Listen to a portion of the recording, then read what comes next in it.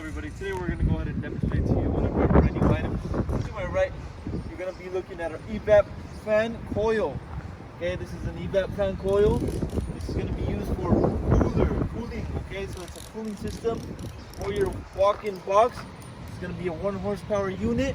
Obviously you can see both your fans on the front.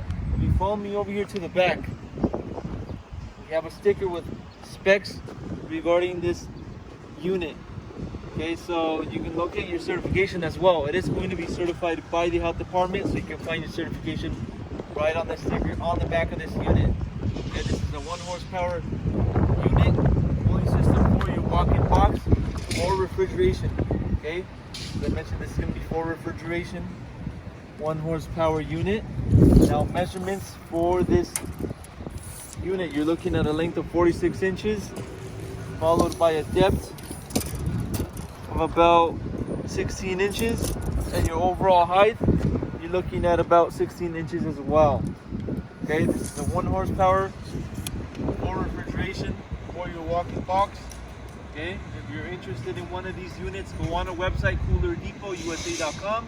We'll update more information regarding this unit, including the unit price as well.